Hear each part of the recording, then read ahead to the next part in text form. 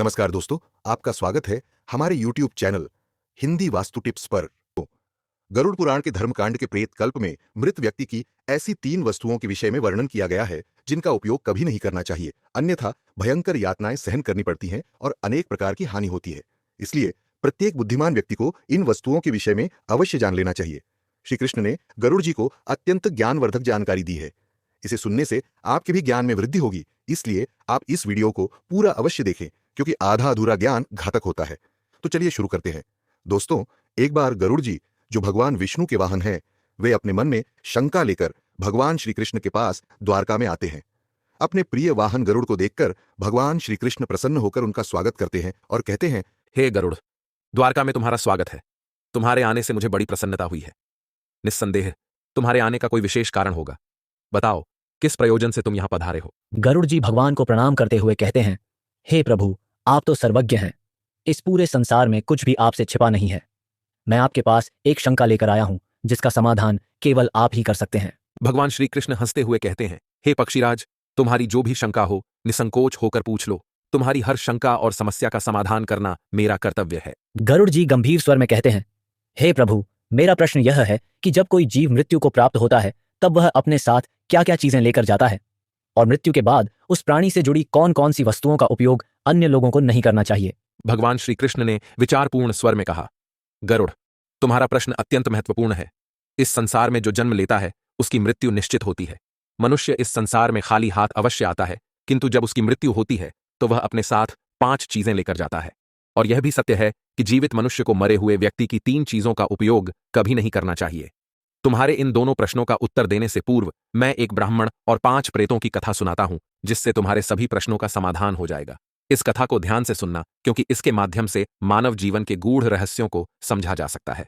इस कथा का श्रवण करने पर मनुष्य के कोटि कोटि पाप नष्ट होते हैं, इसलिए इस कथा का तुम प्रचार करो। गरुड़ जी ने श्रद्धा से कहा, हे प्रभु, मैं ध्यानपूर्वक आपकी कथा सुनने के लिए तैयार हूं। कृपया मुझे वह पवित्र कथा सुनाएं।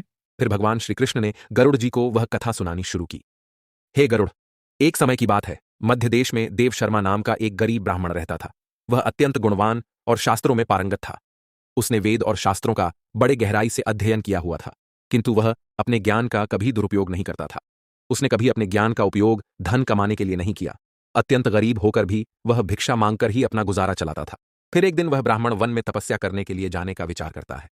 वह ईश्वर का ध्यान करने के उद्देश्य से वन में विचरण करने लगा। ब्राह्मण जिस वन में प्रवेश करता है उसका नाम विपिन वन था। यह वन अत्यंत भयानक और डरावना था, जिसके बारे में दूर दूर तक लोग चर्चा किया करते थे। इस वन में प्रवेश करने की हिम्मत बहुत कम लोग कर पाते थे, क्योंकि वहां का वातावरण ही भय से भरपूर था। विपिन वन में ऊंचे ऊंचे पेड़ थे, जिनकी शाखाएं इतनी घनी थीं कि सूर्य की किरणें भी नीचे तक नहीं पहुंच पाती थीं। इनमें से कुछ पेड़ प्राचीन काल से खड़े थे, जैसे महावृक्ष, जिनकी विशाल जड़ें जमीन से बाहर निकलकर हर दिशा में फैली हुई थीं। वहां पर वटवृक्ष और अश्वत्थ जैसे वृक्षों की भरमार थी, जो अपने नीचे किसी को भी दबा सकते थे। इस भयंकर वन में मांडव और शमी जैसे पेड़ भी थे, जिनके पास से गुजरते हुए लोगों के रोंगटे खड़े हो जाते थे। इन वृक्षों की शाखाएं मुड़ी तुड़ी और विकृत थीं, और उन पर अक्सर अजीब से जीव लटके रहते थे। वहां उगने वाले पौधे भी डरावने थे। विषकांता और मंजिष्ठा जैसे जहरीले बेलों ने पूरे वन को अपने शिकंजे में लिया हुआ था। जंगल में हर तरफ कंटीली झाड़ियां उगी हुई थीं, जो घुसने वालों को चोट पहुंचाने के लिए तैयार रहती थीं। इस वन में विचरण करने वाले पशु पक्षी भी साधारण नहीं थे। यहाँ काले पंखों वाले उल्लू दिन में भी विचरण करते थे, जिनकी भयानक आवाजें हवा में गूंजती थीं। जंगली भेड़िए अपने शिकार की तलाश में हमेशा घूमते रहते थे, और उनकी आंखें अंधकार में चमकती थीं। काले धब्बों वाले तेंदुए और हिंसक भालू भी यहाँ आम थे। पक्षियों में शकुनी नामक गिद्ध और काली मैना पेड़ों पर बैठे दूर से आए लोगों को आतंकित करते थे। विपिन वन का सारा वातावरण ही अत्यंत रहस्यमय और डरावना था, जहां हर कदम पर मृत्यु का भय मंडराता रहता था। और चलते चलते वह एक अत्यंत प्राचीन वृक्ष के पास पहुंच जाता है। वह देखता है कि उस वृक्ष के नीचे 5 पिशाच खड़े हुए हैं। वे सभी पिशाच उस जंगल से गुजरने वाले मनुष्यों का भक्षण करते थे। कोई भी मनुष्य उस मार्ग से जाता तो वे उसे पकड़कर खा लिया करते थे। पिशाच होने के कारण उनके अंदर धर्म का कोई अंश नहीं था। वे अत्यंत पापी और दुराचारी थे। वे किसी पर भी कभी दया नहीं करते थे। जब वह ब्राह्मण उस वृक्ष के पास आता है तो वे पिशाच एक दूसरे से कहने लगते हैं, अरे वाह, देखो भाई, हमारे लिए आज ताजा ताजा भोजन आ रहा है। सबसे पहले मैं ही इस ब्राह्मण को खाऊंगा। इसका मांस तो कितना स्वादिष्ट होगा। यह ब्राह्मण केवल सात्विक भोजन ग्रहण करता होगा, इसलिए इसके शरीर में किसी भी प्रकार के रोग नहीं होंगे, कोई कीड़े और कृमि भी नहीं होंगे। इसका मांस खाने में बड़ा आनंद आएगा। हाँ हाँ हाँ हाँ। दूसरा पिशाच कहता है, इस ब्राह्मण का भक्षण तो मैं ही करूंगा। आज कई दिनों के पश्चात शिकार हाथ लगा है। इस प्रकार से वे पिशाच उस ब्राह्मण को खाने के लिए आगे आते हैं। लेकिन जब वह ब्राह्मण उन पिशाचों को देखता है तो वह बिल्कुल भी भयभीत नहीं होता है। वह ब्राह्मण भगवान विष्णु का परम भक्त था और वह हर समय श्रीहरि का नाम जपता रहता था, इसलिए उसे किसी से भी कोई भय नहीं लगता था। उन पिशाचों को देखकर भी ब्राह्मण भयभीत नहीं हुआ और उन पिशाचों की ओर देखते हुए उन्हें प्रणाम करने लगता है और कहता है, हे पिशाचों, तुम्हें नमस्कार है। उस ब्राह्मण का ऐसा विचित्र व्यवहार देखकर पिशाच हैरान हो जाते हैं। विष्णु भक्त ब्राह्मण के सानिध्य से उनके अंदर से हिंसा का भाव नष्ट हो जाता है और वे आश्चर्यचकित होकर उस ब्राह्मण की ओर देखते हैं और उस ब्राह्मण से कहने लगते हैं, हे महात्मा, आप कौन हैं और इस वन में अकेले क्यों भटक रहे हैं? हम पिशाचों को देखकर भी आपको जरा सा भी भय नहीं लगा। बड़े बड़े शूरवीर योद्धा भी हम पिशाचों को देखकर थर थर कांपने लगते हैं, हमें देखकर डर कर भागने लगते हैं, किंतु आपके मन में किसी भी प्रकार का भय दिखाई नहीं पड़ रहा है। आपके सानिध्य में आने पर हमारी भूख भी समाप्त हो चुकी है। हम तो आपको भोजन समझकर प्रसन्न हो रहे थे और आपको खाने वाले थे। फिर वह ब्राह्मण कहता है, हे पिशाचों, मुझे आपसे बिल्कुल भी भय नहीं लग रहा है, क्योंकि मैं जानता हूं कि भगवान हमेशा मेरे साथ हैं और उनकी इच्छा के बिना तो पेड़ का पत्ता तक नहीं हिलता। यदि मेरी मृत्यु आप पिशाचों के द्वारा ही होनी है तो मुझे यह भी स्वीकार है। प्रभु ने मेरे भाग्य में जो भी लिख दिया है मुझे वह मंजूर है। यदि मुझे खाने से आपकी तृप्ति होती है तो मैं इसे मेरा सौभाग्य समझूंगा। इस संसार के प्रत्येक प्राणी को सुख प्रदान करना, उनकी तृप्ति करना ही प्रत्येक मनुष्य का कर्तव्य है। पिशाच भी ईश्वर द्वारा ही बनाए हुए हैं, इसलिए मैं आपकी निंदा भला कैसे कर सकता हूं। ब्राह्मण के ऐसे वचन सुनकर वे सभी पिशाच आश्चर्यचकित हो जाते हैं और उस ब्राह्मण से कहने लगते हैं, हे ब्राह्मण देवता, आपके वचन अत्यंत सुंदर हैं, जिन्हें सुनकर ही हमारी तृप्ति हुई है। हम आपका भक्षण नहीं करेंगे। कृपया आप हमें बताइए कि आप कौन हैं और किस कारण से आप इस वन में भटक रहे हैं। वह ब्राह्मण कहता है, हे पिशाचों, मेरा नाम देव शर्मा है और मैं प्रभु की भक्ति करने के लिए इस वन में उचित स्थान खोज रहा था, किंतु आपको देखकर लगता है कि आप बहुत कष्ट में हैं। मुझे बताइए कि किस कारण से आपको पिशाच बनना पड़ा। यदि मैं आपकी कोई सहायता कर सकता हूं तो आप अवश्य कहें। मैं अपने सामर्थ्य के अनुसार आपकी जो भी हो सके मदद अवश्य करूंगा। ब्राह्मण की बातें सुनकर सभी पिशाच सुन्न हो जाते हैं और कहने लगते हैं, हे द्विज श्रेष्ठ, आपको बार बार प्रणाम है। हम सभी पिशाच हमारे पाप कर्मों के कारण ही बने हैं। हमने हमारे पितरों का अपमान किया है, इसी कारण से हमें यह पिशाच योनि प्राप्त हुई है। न जाने कब हमें इस पिशाच के शरीर से छुटकारा मिलेगा। हमने मनुष्य रहते हुए भी बहुत पाप किए थे और पिशाच बनकर तो हमने अनगिनत पाप किए हैं। कितने ही निर्दोष मनुष्यों और प्राणियों को हमने मारकर खाया है। इसीलिए हमें ऐसा लगता है कि हमें कभी पिशाच योनि से मुक्ति नहीं मिलेगी। फिर ब्राह्मण कहता है, हे पिशाचों, मैं आपकी व्यथा को समझता हूं। कृपया आप मुझे बताइए, मैं किस प्रकार से आपको मुक्ति दिला सकता हूं। मैं मध्य देश में रहने वाला देव शर्मा ब्राह्मण हूं। मैंने अनेक तप, व्रत और उपवास किए हैं, इसलिए आपकी मुक्ति के लिए भी यदि कोई व्रत उपवास हो तो मुझे बताइए, वह मैं अवश्य करने का प्रयास करूंगा। ब्राह्मण की बात सुनकर उन पिशाचों को समझ में आ जाता है कि यह ब्राह्मण तो उनका ही पुत्र है। वे पिशाच उस ब्राह्मण के दादा परदादा हैं जो पाप करने के कारण पिशाच बने हुए हैं। श्री कृष्ण कहते हैं, हे गरुड़, इस प्रकार से उन पिशाचों को यह झांत हो जाता है कि वह ब्राह्मण उनका ही वंशज है। फिर वे सभी पिशाच अपने अपने पाप कर्मों के विषय में बताने लगते हैं। पहला पिशाच, जिसका नाम उच्चिष्ट था, वह आगे बढ़ा। उसका शरीर मांस और खून से सना हुआ था और उसकी आंखों में अधर्म की अग्नि जल रही थी। उसने कांपते हुए ब्राह्मण से कहा, मेरा नाम उच्चिष्ट इसलिए पड़ा क्योंकि मैं हमेशा दूसरों का बचा हुआ और जूठन खाया करता था। मैं पिछले जन्म में बृहस्पति था और तुम्हारा 5 पीढ़ी पहले का पूर्वज था। एक समय में मैं बहुत विद्वान और आदरणीय ब्राह्मण था। मैंने यज्ञ और अनुष्ठान किए, लेकिन धीरे धीरे मेरी लालसा बढ़ गई। मुझे लोगों द्वारा छोड़ा हुआ भोजन खाने की आदत पड़ गई। दूसरों के झूठे भोजन में मुझे स्वाद आने लगा। मैंने यह जानने के बावजूद कि यह अधर्म है, झूठे भोजन का आदान प्रदान शुरू कर दिया। एक दिन जब मैंने एक पवित्र यज्ञ के बाद बचा हुआ ऊंचिष्ट भोजन खा लिया, उसी भोजन से मेरे शरीर में विष निर्माण हुआ और उसी क्षण मेरी मृत्यु हो गई। अब मैं पिशाच बनकर ऊंचिष्ट भोजन करता हूं और यही मेरा श्राप है। दूसरा पिशाच, जिसका नाम नग्न अंग था, वह आगे आया। उसका पूरा शरीर नग्न था और उसकी हड्डियां दिख रही थीं। उसने ब्राह्मण की ओर देखकर कहा, मेरा नाम नग्न अंग इसलिए पड़ा क्योंकि मैं हमेशा निर्वस्त्र रहकर स्नान करता था। पूर्व जन्म में मेरा नाम शरद चंद्र था और मैं तुम्हारा 6ठी पीढ़ी का पूर्वज था। मैं एक ब्राह्मण कुल में जन्मा था और मेरे पास ज्ञान और तप की शक्ति थी, लेकिन मैं अपने शरीर का घमंड करने लगा। मुझे स्नान करते समय नग्न रहने में आनंद आता था और मैंने समाज के नियमों का अपमान किया। मैं इसे स्वाभाविक मानता था, परंतु यह अधर्म था। एक दिन जब मैं नगर के तालाब में नग्न होकर स्नान कर रहा था, तभी जल देवता ने मुझे शाप दिया कि मैं अपने घमंड के कारण पिशाच योनि को प्राप्त करूंगा। मेरी मृत्यु भी उसी तालाब में डूबने से हुई। अब मैं पिशाच हूं और मेरा शरीर हमेशा नग्न रहेगा, जैसे मैंने अपने ब्राह्मण धर्म का अपमान किया था। तीसरा पिशाच, जिसका नाम शव वस्त्र था, उसके शरीर पर मृत लोगों के फटे हुए कपड़े लिपटे हुए थे। उसकी आवाज में दर्द था। उसने कहा, मैं इस योनि में इसीलिए हूं क्योंकि मैंने हमेशा मृत व्यक्तियों के कपड़े चुराए।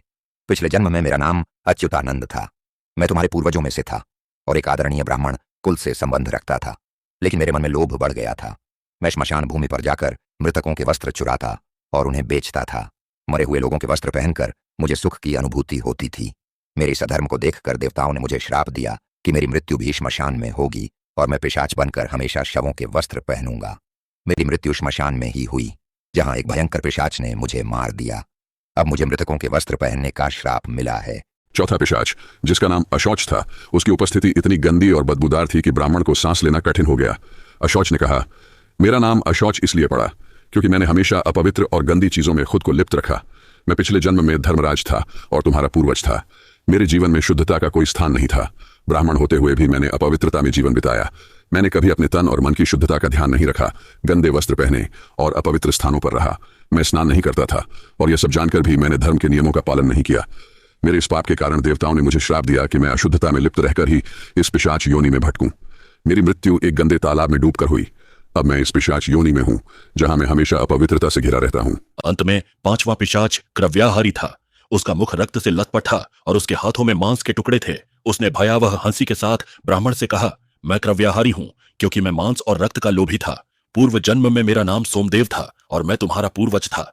मैंने ब्राह्मण होते हुए भी हिंसा और क्रूरता का जीवन अपनाया। मुझे मांसाहार और हत्या में आनंद आता था। मैंने कई निर्दोष प्राणियों का खून बहाया और उनका मांस खाया। मैंने अपने परिवार और समाज की मर्यादाओं का उल्लंघन किया। मेरे इस अधर्म के कारण मेरी मृत्यु एक मांसाहारी भोज के दौरान हुई, जब मैंने एक गाय का मांस खाया। देवताओं ने मुझे श्राप दिया कि मैं इस पिशाच योनि में आकर रक्त और मांस का लोभी बनूंगा। अब मैं हमेशा क्रव्याहारी बना हुआ हूं। इस प्रकार से वे पिशाच कहते हैं, हे वत्स, हम हमेशा ही उच्चिष्ट वस्त्र पहनते थे। गंदे मैले वस्त्र पहनकर ही भोजन, पूजा पाठ आदि कार्य किया करते थे। हमने हमेशा ही उच्चिष्ट भोजन ही ग्रहण किया है। इसी कारण से हमारी यह दुर्गति हुई है। हम निर्वस्त्र होकर स्नान करते थे, जिस कारण से हमारे पितृगण हमसे रुष्ट हो गए। हमने कभी पितरों के लिए भोजन अर्पित नहीं किया। इसी कारण से हमें मृत्यु के पश्चात प्रेत बनना पड़ा। फिर वे पिशाच कहते हैं, हे वत्स, तुम तुम्हारे ही वंश से हो। हम तुम्हारे पूर्वज हैं। यह ईश्वर की ही कृपा है कि उन्होंने तुम्हें हमारे पास भेजा है। अब हमें यकीन हो गया है कि तुम हमें मुक्ति अवश्य दिलाओगे। हे वत्स, तुम अभी जाओ और हमारी मुक्ति के लिए उपाय करो। अपने पूर्वजों की ऐसी दशा देखकर वह ब्राह्मण अत्यंत दुखी हो जाता है और सोचने लगता है कि प्रत्येक मनुष्य का यह निहित कर्म है कि वह अपने पूर्वजों को मुक्ति दिलाने के लिए कार्य करे।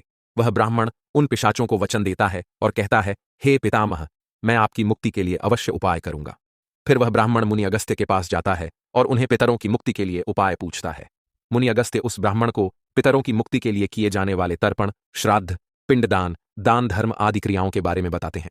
फिर वह ब्राह्मण पवित्र नदी के तट पर जाकर अपने पूर्वजों के लिए वे सभी कार्य करता है जो मुनि अगस्त्य ने बताए हुए होते हैं। वह पहले नदी के पवित्र जल से तर्पण करता है, फिर नदी के तट पर बैठकर पिंडदान करता है और उससे जो कुछ भी हो सके उसी के अनुसार दान धर्म करता है। इस प्रकार से उस ब्राह्मण के द्वारा तर्पण और दान धर्म करने से वे सभी पिशाच मुक्त हो जाते हैं और स्वर्ग की ओर जाने लगते हैं। फिर श्री कृष्ण गरुड़ से कहते हैं, हे गरुड़, इसीलिए मनुष्य को कभी उच्चिष्ट वस्त्र नहीं पहनने चाहिए, अर्थात गंदे और मैले कपड़े नहीं पहनने चाहिए। कभी उच्चिष्ट भोजन ग्रहण नहीं करना चाहिए। दूसरों का झूठा, जमीन पर पड़ा हुआ, दूसरों के द्वारा लांघा गया तथा पितरों को अर्पण किए बिना किया गया भोजन उच्छिष्ट भोजन होता है। हे गरुड़, अब मैं तुम्हें मृत व्यक्ति की उन वस्तुओं के विषय में बताता हूं जिनका उपयोग जीवित मनुष्य को कभी नहीं करना चाहिए। इसीलिए तुम ध्यान से सुनो। हे गरुड़, मनुष्य इस संसार में जन्म लेकर कई भौतिक सुखों के मोह में पड़ जाता है। मृत्यु के बाद भी उसका उन वस्तुओं के प्रति मोह नहीं छूटता है। जब तक मनुष्य सांसारिक वस्तुओं का मोह त्याग कर संपूर्ण रूप से ईश्वर को अपना नहीं लेता, तब तक वह अलग अलग योनियों में जन्म लेकर पृथ्वी लोक पर ही भटकता रहता है। कभी कभी यह मोह इतना अधिक होता है कि वह मृत्यु के बाद भी इसी पृथ्वी लोक पर भ्रमण करता है, अर्थात वह प्रेत योनि धारण करता है। यदि किसी मनुष्य की अकाल मृत्यु हो जाती है तो वह भी प्रेत योनि में चला जाता है और प्रेत बनकर वह अपने ही परिवार के लोगों को दुख देने लगता है। कई बार मनुष्य अपने मृत परिजनों की वस्तुओं को उनकी याद में अपने पास रख लेते हैं या उनकी वस्तुओं का उपयोग भी करने लग जाते हैं। लेकिन मनुष्य को मृत व्यक्ति की कुछ वस्तुओं का उपयोग कभी नहीं करना चाहिए, क्योंकि इन वस्तुओं के साथ उस मृत व्यक्ति की ऊर्जा जुड़ी हुई होती है। उस मृत व्यक्ति का उन वस्तुओं के प्रति मोह बहुत अधिक होने के कारण वह मृत्यु के बाद भी उन वस्तुओं से जुड़ा रहता है, और यदि कोई इन वस्तुओं का प्रयोग करता है तो उसे कई परेशानियों का सामना करना पड़ता है। वह मृतात्मा उसे कई प्रकार से कष्ट देने लगती है। इसलिए किसी भी मनुष्य को मरे हुए व्यक्ति की चीजों का इस्तेमाल कभी नहीं करना चाहिए। मनुष्य चाहे तो उन वस्तुओं को संभाल कर अपने घर में रख सकता है अथवा उन चीजों को नदी के जल में प्रवाहित कर सकता है, लेकिन भूल से भी उनकी वस्तुओं का इस्तेमाल नहीं करना चाहिए। उस मृत आत्मा की शांति के लिए मनुष्य उस व्यक्ति की प्रिय वस्तुओं का दान करता है तो यह बहुत ही शुभ होता है। सबसे पहली वस्तु है मृत व्यक्ति के कपड़े। मृत व्यक्ति के कपड़ों का कभी भी इस्तेमाल नहीं करना चाहिए, उन्हें भूलकर भी पहनना नहीं चाहिए। ऐसा करने से मृत व्यक्ति की आत्मा उस व्यक्ति से जुड़ जाती है जो इनका इस्तेमाल करता है। मृत व्यक्ति की यादें उस व्यक्ति को सताने लग जाती हैं जो उनके कपड़ों का इस्तेमाल करता है, जिस कारण वह व्यक्ति मानसिक और शारीरिक रूप से कमजोर हो जाता है। उस व्यक्ति को अपने मृत परिजन की ऊर्जा का एहसास भी होने लगता है। इसलिए मृत व्यक्ति के कपड़े कभी भी नहीं पहनने चाहिए। मृत व्यक्ति के कपड़े हमेशा दान कर देने चाहिए, जिससे उसकी आत्मा को शांति प्राप्त हो जाती है। दूसरी चीज है मृत व्यक्ति के गहने। मृत व्यक्ति के गहने भी उसके कपड़ों की तरह ही उसकी ऊर्जा के स्रोत होते हैं। मृत व्यक्ति का अपने गहनों से लगाव कपड़ों से भी कई गुना ज्यादा होता है, क्योंकि प्रत्येक व्यक्ति गहने खुद को सुंदर प्रतीत करने के लिए पहनता है। लेकिन जब व्यक्ति की मृत्यु हो जाती है और उसके गहने कोई दूसरा व्यक्ति पहन लेता है, तब मृत व्यक्ति की आत्मा असहज महसूस करने लगती है। वह आत्मा उस व्यक्ति को परेशान करने लग जाती है। आत्मा मोक्ष की राह पर न जाकर इसी मृत्युलोक में अपने ही परिजनों को परेशान करने लग जाती है। इसलिए मृत व्यक्ति के गहनों का कभी भी इस्तेमाल नहीं करना चाहिए। व्यक्ति की मृत्यु के बाद उसके गहनों को गलाकर अन्य आभूषण करवा लेने चाहिए, अन्यथा उन्हें मंदिर में दान कर देना चाहिए। तीसरी वस्तु है मृत व्यक्ति की माला। जीवित रहते हुए इंसान अपनी माला से मंत्रों का जाप करता है। उसके गले की माला ही उसके जीवन भर के पुण्यों की कुंजी होती है।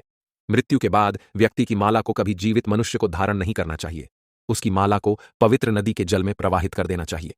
पवित्र नदी उस मृत व्यक्ति के सभी पुण्यों को बहाकर स्वर्ग में ले जाती है। श्री कृष्ण कहते हैं, हे गरुड़, मृत्यु के बाद मनुष्य अपने साथ केवल अपने पाप और पुण्य लेकर जाता है, सभी भौतिक वस्तुओं को यहीं पर छोड़ देता है। इसलिए उसे कभी उन वस्तुओं के प्रति अत्यधिक मोह नहीं करना चाहिए। श्री कृष्ण कहते हैं, हे गरुड़, मृत्यु के बाद आत्मा के साथ कुछ ऐसी चीजें होती हैं जो अगले जन्म में भी साथ जाती हैं। ये चीजें आत्मा के कर्म और इच्छाओं से जुड़ी होती हैं। अब मैं तुम्हें उन 5 बातों के बारे में विस्तार से बताऊंगा। भगवान श्री कृष्ण कहते हैं, कामना वह पहली चीज है जो आत्मा के साथ मृत्यु के बाद भी रहती है। मनुष्य की कामनाएं उसे नया शरीर धारण करने के लिए प्रेरित करती है। कामना एक ऐसी शक्ति है जो आत्मा को लगातार नए शरीर की खोज में लगाए रखती है। जब एक व्यक्ति की मृत्यु होती है तो उसकी इच्छाएं उसके साथ जाती हैं और ये इच्छाएं उसके नए जन्म में पुनः कार्य करती हैं। कामना को एक प्रकार की चंचल ऊर्जा माना जाता है जो आत्मा को सांसारिक जीवन के चक्र में बांधे रखती है। अगर मनुष्य अपनी सभी इच्छाओं का त्याग कर देता है तो उसे मोक्ष की प्राप्ति हो सकती है। इसीलिए कहा गया है कि मृत्यु के समय अपनी इच्छाओं का त्याग करना अत्यंत महत्वपूर्ण है। जो लोग मृत्यु के समय अपनी इच्छाओं को साथ लेकर जाते हैं उन्हें पुनः जन्म लेना पड़ता है, क्योंकि उनकी कामनाएं उन्हें अगले जीवन के लिए प्रेरित करती हैं। श्री कृष्ण कहते हैं, वासना कामना का ही एक उन्नत रूप है। वासना वह है जो मनुष्य को इंद्रियों के सुख और भोग की ओर आकर्षित करती है। यह एक ऐसी लालसा है जिसका कोई अंत नहीं है। मृत्यु के समय भी अधिकांश लोग वासना से मुक्त नहीं हो पाते हैं। यह वासना सांसारिक वस्त्रों, धन, परिवार और भोगों के प्रति आकर्षण को बढ़ाती है। वासना इतनी शक्तिशाली होती है कि यह मृत्यु के बाद भी आत्मा के साथ रहती है। वासना का उदाहरण विष्णु पुराण में राजा भरत की कथा में मिलता है। राजा भरत ने एक हिरण के बच्चे से अत्यधिक प्रेम किया और उनकी वासना इस बच्चे के प्रति इतनी प्रबल थी कि मृत्यु के समय भी वे उसी हिरण के बारे में सोचते रहे। परिणाम स्वरूप उन्हें अगले जन्म में हिरण की योनि प्राप्त हुई। यह दिखाता है कि वासना आत्मा को बंधनों में बांधे रखती है। मन की शांति और ज्ञान से ही वासना से मुक्ति मिल सकती है। श्री कृष्ण आगे कहते हैं, कर्म मनुष्य की सबसे महत्वपूर्ण धरोहर है जो उसके साथ मृत्यु के बाद भी जाती है। मनुष्य जीवन में जो भी कार्य करता है, अच्छे या बुरे, वे कर्म उसके अगले जन्म में फल देते हैं। मृत्यु के समय आत्मा द्वारा किए गए सारे कर्मों का लेखा जोखा होता है। अगर किसी व्यक्ति ने अच्छे कर्म किए हैं तो उसे परलोक में सुख और शांति मिलती है और अगले जन्म में भी उसे समृद्धि प्राप्त होती है। वहीं अगर उसने बुरे कर्म किए हैं तो उसे नर्क या दुखदायी जीवन की प्राप्ति होती है। यही कारण है कि हमारे धर्मशास्त्रों में कर्म को अत्यधिक महत्व दिया गया है। कर्म की गति इतनी अद्भुत होती है कि यह 7 जन्मों तक आत्मा का पीछा करती है। इसलिए मनुष्य को सदैव पुण्य कर्म करने का प्रयास करना चाहिए। भगवान श्री कृष्ण चौथी चीज के रूप में कर्ज का उल्लेख करते हैं। वे कहते हैं, कर्ज एक ऐसी वस्तु है जो मृत्यु के बाद भी आत्मा का पीछा करती है। यदि कोई व्यक्ति जीवन में किसी से आड़ लेता है और उसे चुकाए बिना मर जाता है तो वह कर्ज अगले जन्म में भी उसके साथ रहता है। कर्ज आत्मा पर एक प्रकार का बंधन बनाता है और जब तक यह चुकाया नहीं जाता आत्मा इससे मुक्त नहीं हो सकती। मृत्यु के बाद उस आत्मा को परलोक में कर्ज चुकाने के लिए भी दंड दिया जा सकता है। पुनर्जन्म में कर्ज के कारण व्यक्ति को शारीरिक या मानसिक कष्ट झेलना पड़ सकता है। इसीलिए धर्मशास्त्रों में कहा गया है कि जीवन में लिए गए सभी आरणों को चुकाकर ही मृत्यु की ओर बढ़ना चाहिए, ताकि आत्मा अगले जन्म में इस बोझ से मुक्त हो सके। अंत में भगवान श्री कृष्ण गरुड़ जी को भक्ति का महत्व बताते हैं। वे कहते हैं, भक्ति वह पवित्र मार्ग है जो आत्मा को ईश्वर से जोड़ता है। जो व्यक्ति सच्चे मन से भगवान की आराधना करता है, उसकी आत्मा मृत्यु के बाद भी उस भक्ति का फल प्राप्त करती है। भक्ति ही वह शक्ति है जो आत्मा को जन्म मरण के चक्र से मुक्त कर सकती है और उसे मोक्ष की प्राप्ति दिला सकती है। भक्ति से भरा हृदय मृत्यु के बाद भी ईश्वर के समीप रहता है। यही कारण है कि भक्ति को जीवन का सबसे पवित्र साधन माना गया है। इस प्रकार भगवान श्री कृष्ण ने गरुड़ जी को बताया कि आत्मा के साथ मृत्यु के बाद कामना, वासना, कर्म, कर्ज, पुण्य और भक्ति रहती है। ये चीजें आत्मा को जीवन के चक्र में बांधे रखती हैं या मोक्ष की ओर ले जाती हैं। तो दोस्तों, इस प्रकार से श्री कृष्ण ने गरुड़ जी को अत्यंत महत्वपूर्ण ज्ञान दिया है। उम्मीद है आपको यह जानकारी अच्छी लगी होगी। वीडियो को लाइक अवश्य करें और कमेंट में जय श्री कृष्ण अवश्य लिखें। साथ ही चैनल को सब्सक्राइब करें। आप सभी का धन्यवाद।